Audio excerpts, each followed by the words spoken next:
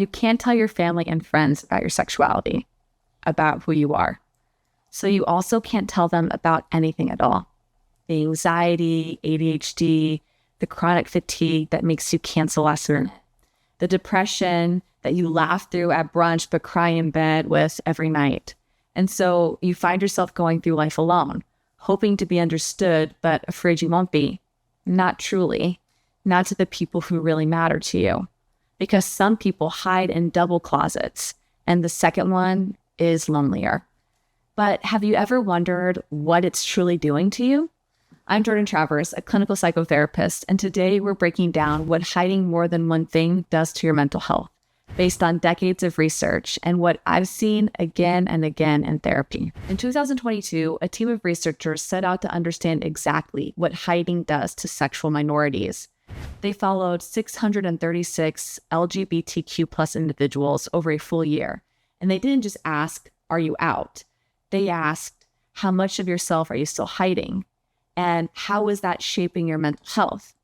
Here's what they found. The more someone concealed their sexual orientation, the more lonely they felt. And that loneliness, day after day, interaction after interaction, was what damaged their mental well-being the most. Not the hiding itself, but what the hiding cost them.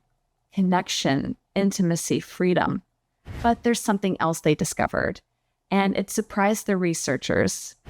For some people, coming out isn't the end, it's only the beginning.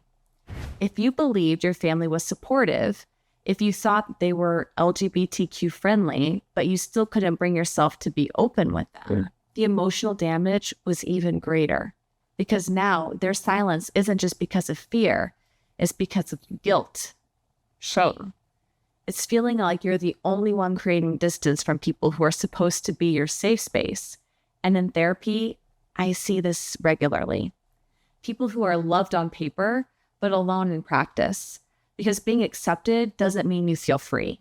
Sometimes it looks like, I don't want to make them uncomfortable, or I don't know how to start the conversation. But the science is clear. Concealment breeds loneliness, and loneliness chips away at your well-being. And the longer you stay quiet, the heavier it becomes to carry, even in the most accepting environments. Because when you're hiding in the closet, your entire life becomes a pretend performance. Every moment feels like a conscious act, trying to sound normal, walk normal, move your body the right way, pretend you like a certain gender. And the most heartbreaking part is the realization that being yourself just means you'll end up alone. You stop picturing the future with someone and start imagining weekends by yourself in a small, cozy space that is yours and yours alone, where you don't have to justify your existence to anyone.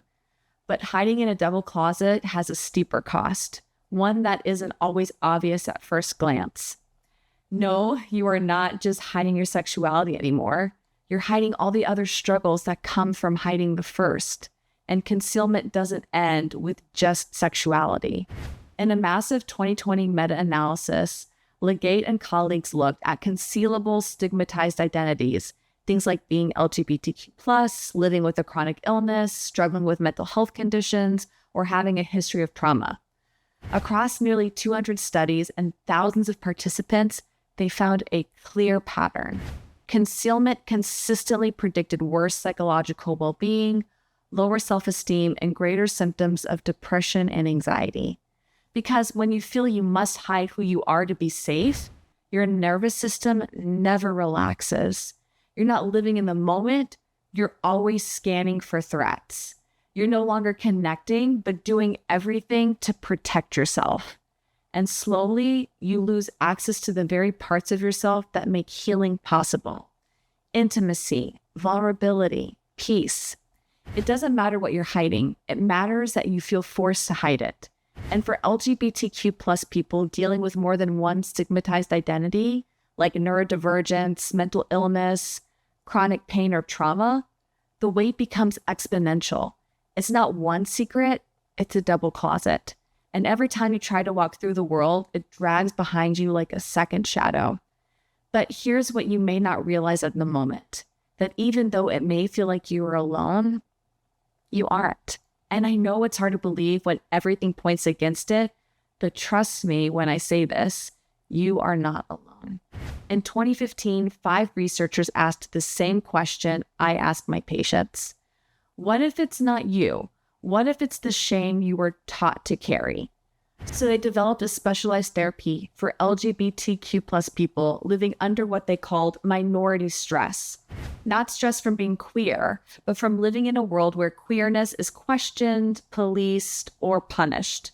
They tested this therapy in a randomized controlled trial with 63 young gay and bisexual men. Half were placed on a wait list, and the other half received something different, a targeted intervention built around identity, shame, rejection sensitivity, rumination, and concealment. And the results? Those in the minority stress intervention showed significantly greater improvements across nearly every dimension. Less depression, less anxiety, less internalized stigma, less compulsive behavior, and for many, a deeper sense of self-acceptance and emotional openness. Because when you stop treating symptoms in isolation and start treating the source, you give people more than coping skills. You give them themselves back. So no, you're not imagining it. You're not overreacting, and you're certainly not alone, waiting to hold your hand, to guide you through it, and help you reclaim the parts of yourself you thought you had to bury to be loved. You don't have to do this alone anymore. If that first step feels right, you can book a session with me through the link in the description below. Whenever you're ready, I'm here. I'm Jourdan Travers. I'm the Clinical Director of Awake Therapy, and I'll see you next time. Bye.